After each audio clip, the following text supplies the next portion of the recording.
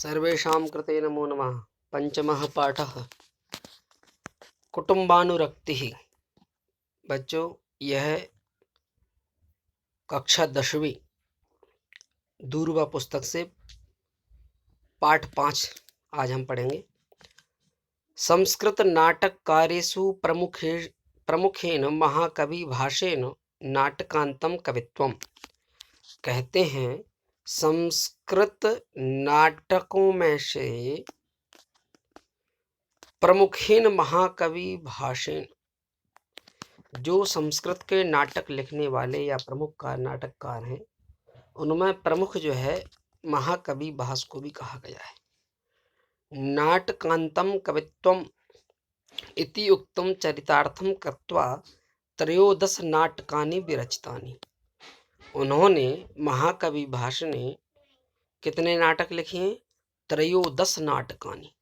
अब बताइए, 13 नाटक लिखे हैं, 13 तानी च दूतवाक्यम। उन सभी नाटकों में से जो प्रमुख नाटक हैं वह कौन कौन से हैं?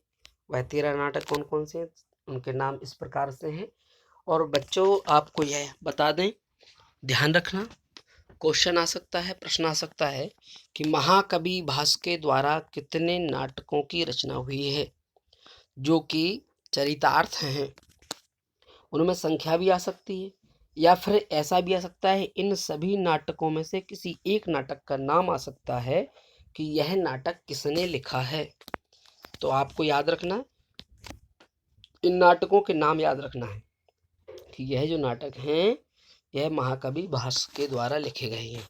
वह कौन कौन से हैं? सेकेंड लाइन में हम पढ़ रहे हैं। दूतवाक्यम, कर्णभारम, दूतघटोत्कचः, मध्यम व्यायोगः, पंचरात्रम, उरुभंगम, अभिषेक नाटकम, वालचरितम, अविमारकम, प्रतिमा नाटकम, प्रतिज्ञायोगंधरायणम, स्वप्नवासवदत्तम, चारुदत्तः चेती। हम इसको ऐसा भी पढ़ सकते हैं, चारुदत्तश्चेती, क्योंकि सा विसर्ग हो जाएगा। तो यह जो नाटक हैं यह महाकवि भास के प्रमुख नाटक हैं। आपको क्वेश्चन में यानी पेपर में ऐसा आ सकता है कि महाकवि भास ने कितने नाटक लिखे हुए हैं। तो आपको लिखना है 13 यानी त्रयोदश, संस्कृत में कहेंगे त्रयोदश नाटकानि। और अगर इनमें से किसी एक का भी नाम लिखा, जैसे आ गया कि अभिमारकम नाम का जो नाटक है वह किसने लिखा है, तो आपको याद होना चाहिए कि यह महाकवि भास ने लिखा है। ठीक है, चलिए अगले पैराग्राफ पे आते हैं। अंशोयम भास प्रणीतात मध्यम व्यायोगः इति ग्रंथात गृहीतः। कहते हैं यह जो पाठ है, इस पाठ को कहाँ से लिया गया है? मध्यम व्यायोगः। इनका जो एक ग्रंथ है मध्यम व्यायोग, यानी यहाँ पर चौथे नंबर पर दिया है दूतवाक्य, कर्णभार, दूत घटोत्कच और मध्यम व्यायोग। तो यह जो है नाटक कहाँ से लिया गया है? अंशोयम भास प्रणीतात मध्यम व्यायोगः इति ग्रंथात गृहीतः। इसको मध्यम व्यायोग से लिया गया है ना। चलिए अगली लाइन देखते हैं। अंशेस्मिन् प्रस्तुतं यत् यदा घटोत्कचेन वरदार्थम् एकः ब्राह्मण परिवारः समासादितः तदा परिवारस्य सर्वे सदस्याः स्वपारिवारिकान् अन्यान् सदस्यान् मोक्तुं स्वप्राणोत्सर्गं कर्तुं च कथम उद्यताः भवन्ति। इसको समझ लीजिए। इस अंश में जो प्रस्तुत पाठ है, इसमें जो घटोत्कच है वह एक ब्राह्मण परिवार के जो सदस्य हैं, उन सभी परिवारस्य सर्वे सदस्याः स्वपरिवारिकान् अन्यान् सदस्यान् मोक्तुम, यानी कि प्रत्येक व्यक्ति अपनी परिवार की मुक्ति के लिए स्वप्राणोत्सर्गम, खुद के प्राण देने को तैयार है। इस कथा में यह बताया गया है कि अपने परिवार से बढ़कर दूसरा कुछ भी नहीं होता है। इसलिए हमको अपने परिवार के कहते हैं ना, एक वो कहावत है कि सबसे जो है ना, आप दुनिया में तभी सुखी होंगे जब आप अपने घर में सुखी होंगे। आज का ज़माना बड़ा विचित्र है, बड़ा बहुत ही निराला है कि हम अपने जो सदस्य हैं, अपने परिवार के लोग हैं, अपने घर के लोग हैं, जो अपने हैं, हम उनकी तो बुराई करते हैं। और किससे बुराई करते हैं? जो दूसरे हैं। किससे बुराई करते हैं? जो दूसरे हैं, हम उनसे बुराई करते हैं। किसकी बुराई करते हैं? अपनों की बुराई करते हैं। अपनों की बुराई हम दूसरों से करते हैं। तो आज का ज़माना ऐसा आ गया है ना? तो इसलिए हमें इस समय का ध्यान रखना है, इस बात का ध्यान रखना है कि सबसे पहले हमको अपने घर के परिवारों के प्रति स्नेह और प्रेम होना चाहिए। आजकल मोबाइल का ज़माना है, प्रत्येक व्यक्ति अपने मोबाइल में लगा हुआ है। हर व्यक्ति अपने पास में बैठे हुए अपने प्रियजनों से भी बात नहीं करता है, और फेसबुक पर, चैट पर जो अन्य व्यक्ति है, जो पराया व्यक्ति है, जो आपको ढंग से नहीं जानता है, जो आपको नहीं पहचानता है, उनमें आपकी आसक्ति, उनमें आपकी अनुरक्ति, उनमें आपका भाव ज़्यादा जागृत होता है। जो व्यक्ति आपके घर में है, जो व्यक्ति आपके पास में है, जो व्यक्ति आपसे बात करना चाहता है, जो व्यक्ति आपको चाहता है, जो व्यक्ति आपसे प्रेम करता है, आपके माता-पिता हैं, बहन-भाई हैं, उन सबको आप समय नहीं दे पा रहे हैं। और दूसरे व्यक्तियों को, यानी जो आपको नहीं जानते, जो आपको नहीं पहचानते, उनमें आप अपनी रुचि ज़्यादा दिखा रहे हैं। यह पाठ यही समझाना चाह रहा है कि प्रत्येक व्यक्ति को, प्रत्येक मनुष्य को सबसे पहले अपने परिवार से लगाव होना चाहिए। अगर आपके घर में एक व्यक्ति बुरा है, तो उसकी बुराइयों को नहीं देखना है। उस व्यक्ति के अंदर क्या अच्छाई है, हमको वह देखना है। हमको अच्छाई ग्रहण करना चाहिए और बुराई को त्याग देना चाहिए। इसी प्रकार यह पाठ है। इस पाठ में प्रत्येक व्यक्ति अपने स्वयं के प्राण त्याग कर अपने परिवार के प्राण बचाना चाहता है। यह इस पाठ में दर्शाया गया है। तो हमको अपने परिवार के लिए कर्तव्यनिष्ठ होकर, यानी परिश्रमी, मेहनती व्यक्ति बनकर अपने परिवार का उत्थान करना चाहिए, अपने परिवार में वृद्धि करना चाहिए, अपने परिवार को कैसे उत्तर उत्तर उसमें वृद्धि हो, अपने परिवार में कैसे तरक्की हो, उसके प्रति सोचना चाहिए। हमारा ही व्यक्ति अगर हमसे आशा नहीं लगाएगा तो किससे लगाएगा? इसलिए हमको अपने परिवार पर पूरा ध्यान देना चाहिए। तो यही इस पाठ में बताया गया है। अब इसकी आखिरी लाइन क्या है, जो हम पढ़ रहे थे इसी में, पैराग्राफ में, स्वपरिवारं प्रति समर्पणं प्रेम भावं च प्रकटयति अयमंसः। कहते हैं यह जो पाठ है, यह बता रहा है कि अपने स्वयं के परिवार के लिए आप कितने समर्पण हैं। आप अपने परिवार के लिए कितना कुछ कर सकते हैं, कितना कर सकते हैं। वह प्रेम भाव, समर्पण की भावना, प्रेम की भावना आप कितनी प्रकट कर सकते हो, कितना दिखा सकते हो कि हम अपने परिवार को कितना कर सकते हैं, वह इस पाठ में बताई गई है। चलिए अब आ जाते हैं जहाँ पर वृद्ध लिखा हुआ है रेड कलर में, देखिए, हंत निराशाः स्म। यहाँ पर चिंताजनक बात है। निराशा यानी कि बड़े ही उदास होकर, भवतु पुत्र व्यपाश्रयस्य तावदेकम। कहते हैं आप जो है ना, यहाँ पर एक वृद्ध है, वह अपने पुत्रों के प्रति स्नेह दिखाते हुए, उनके आश्रित रहते हुए कहता है तावदेकम तावदेनम। प्रथमा पुत्र, उनका जो पहला पुत्र है उस वृद्ध व्यक्ति का, वह कहता है अलमालम परिश्रमेण। बहुत मेहनत करनी पड़ती है, बस करो, बहुत मेहनत हो गई, बहुत परिश्रम हो गया। वृद्ध कहता है पुत्र निर्वेद प्रत्यर्थिनी खलु प्रार्थना।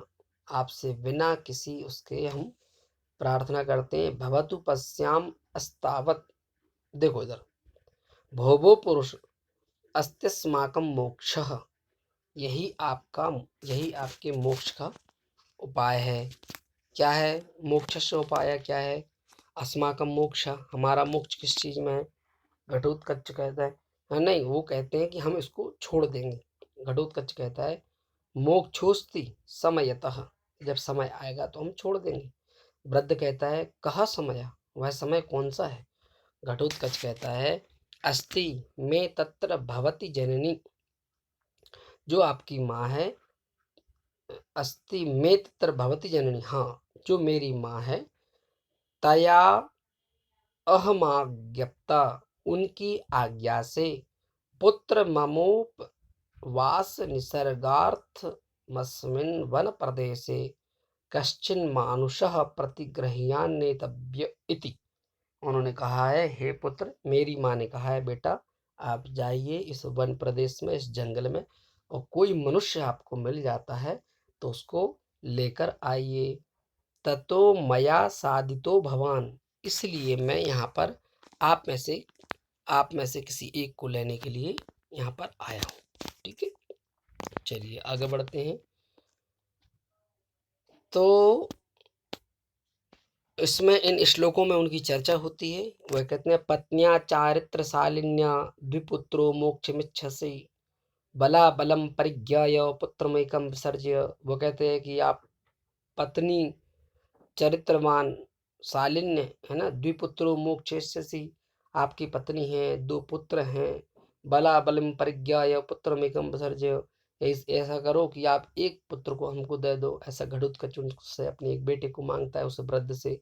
वृद्ध कहता है हम भो राक्षसा पशदो किम अहम ब्राह्मण। यदि अरे ये क्या कह रहे हो, हम ब्राह्मण हैं भाई।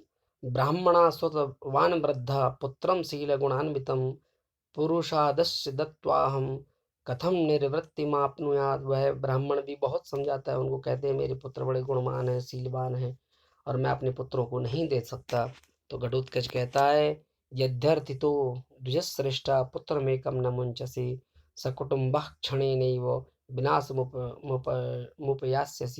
वह घटोत्कच कहता है यदि आप में से कोई एक नहीं जाएगा या आप एक पुत्र को नहीं दे पाओगे तो मैं पूरे परिवार को यहाँ से ले जाऊंगा, और पूरा परिवार जो है मृत्यु के मुख में चला जाएगा। तो वृद्ध कहता है एस एव में निश्चयः कृतकृत्यं शरीरं में परिणामेन जर्जरं राक्षसाग्नौ सुतापेक्षी होश्यामि विधि संस्कृतम।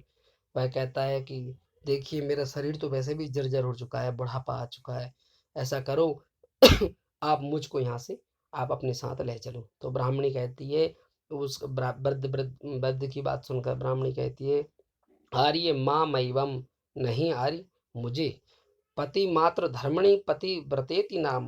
बोले केवल पतिव्रता स्त्री केवल नाम के लिए नहीं होती, मैं अपने पति धर्म का पालन भी करती हूँ। और कैसे, वो क्या कहती हैं आगे कि गृहीत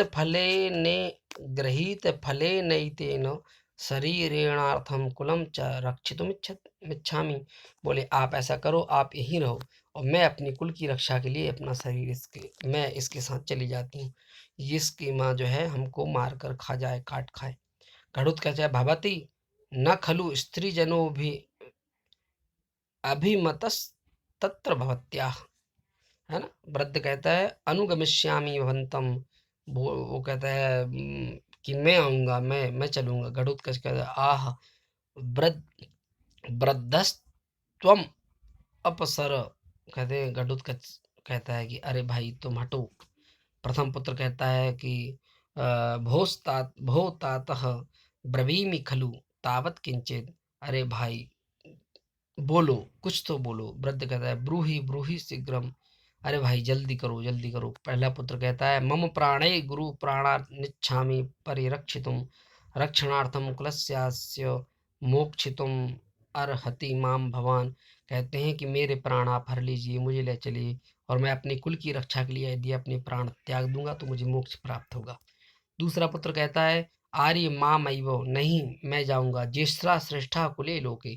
कहते हैं जो बड़ा पुत्र होता है वही ज्येष्ठ ज्येष्ठा मतलब बड़ा जो बेटा होता है, श्रेष्ठा वही श्रेष्ठ होता है, और कुल में उसी को पितृणाम च सुसंप्रिय। उस बड़े भाई को या बड़े बेटे को जब पिता नहीं रहते तो बड़ा बेटा ही पिता के समान अपने छोटे भाई बहनों की रक्षा करता है, वह पिता के समान होता है। सुसंप्रिय ततो हमें यास्यामि गुरु वृत्ति मनुस्मरण कहते हैं।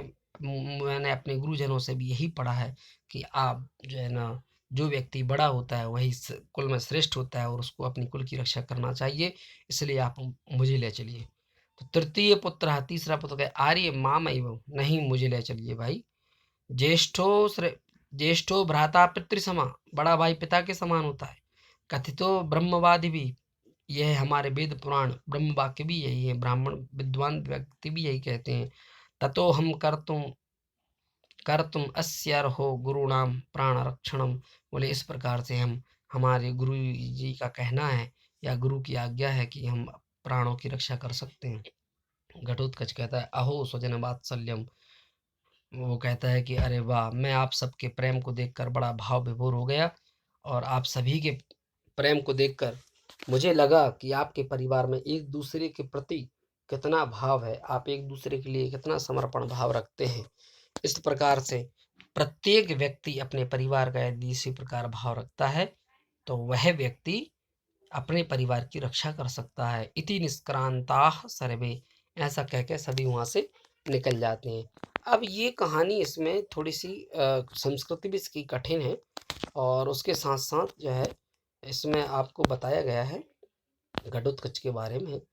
और अब ये कहानी कहाँ से, महाभारत से है। जो घटोत्कच है वो किसके पुत्र हैं, भीम के पुत्र हैं, है ना। और भीम कौन है, 5 पांडव जो हैं, युधिष्ठिर, भीम, अर्जुन, नकुल और सहदेव, उनमें जो भीम है वो दूसरे नंबर के पुत्र हैं, और वह कुंती के पुत्र हैं। और इस प्रकार से जो है 5 पांडवों में जो दूसरे नंबर के पांडव हैं भीष्म नहीं, भीम, वह भीम का पुत्र है घटोत्कच। और भीम की पत्नी का नाम है हिडिंबा, एक राक्षसनी है, जो कि जब जंगल में उनका वास होता है, अज्ञातवास, 12 बरस के लिए जब वह अज्ञातवास में जाते हैं पांचों पांडव, उस समय हिडिंबा से उनकी शादी होती है। और वो हिडिंबा नाम की जो भीम की पत्नी है उसका बेटा है घटोत्कच। ये उसकी कहानी है। वह राक्षसनी होती है, इसलिए उसका बेटा भी राक्षस होता है। और वह एक परिवार, वो प्रतिदिन भोजन करते हैं, तो वो जंगल में रहते हैं, तो जी जानवर को मारकर खाते हैं। तो वही कहानी इसमें दी गई है, और ये महाभारत की कहानी है। लेकिन ये किस पुस्तक से ली गई है, मध्यम व्यायोगः, मध्यम व्यायोग नाम की पुस्तक से ली गई है। और वह पुस्तक क्या है, नाटक है वह एक। और वह नाटक किसने लिखा है, महाकवि भास ने। ठीक है। अब इसके क्वेश्चन आंसर हम आपको लिख कर भेज देंगे, और आप सभी इस पार्ट को पढ़ें और कोशिश करें। मैंने मोटा मोटा आपको अर्थ बताया है, चूँकि वीडियो काफ़ी बड़ी हो जाती है। और बाकी जो है हम फिर अगली वीडियो में, अगले पार्ट में अगले दिन मिलेंगे अगले पार्ट के लिए। तो आप सभी ध्यान से पढ़ें, क्वेश्चन आंसर आप सभी याद करें, ग्रामर जरूर याद करें। जो हमने आपको पिछली साल पढ़ाई है, वह शब्द रूप, वह धातु रूप और शब्द रूप आपको नहीं भूलना है किसी भी हालत में, क्योंकि बिना उनके संस्कृत व्याकरण संभव नहीं है। जिनको याद नहीं है वह निश्चित रूप से शब्द रूप और धातु रूप याद कर लें। यदि अभी तक याद नहीं किए हैं तो पुस्तक उठाइए, और पुस्तक के पीछे व्याकरण दी है, परिशिष्टम दिया हुआ है ना, व्याकरण भाग दिया हुआ है। उस व्याकरण भाग में आप जो है ना शब्द रूप धातु रूपों को पढ़ें, देख कर, यदि डेली पढ़ेंगे देख कर, तो भी याद होने की संभावना है। जिनको याद है वो यदि थोड़ा बहुत भूल गए हैं तो उनको भी अच्छी तरीके से याद हो जाएंगी। तो आप सभी याद करें। और अब आप अगली वीडियो में आपको पार्ट 6 लेकर हम मिलेंगे। तब तक के लिए नमस्कार, धन्यवाद।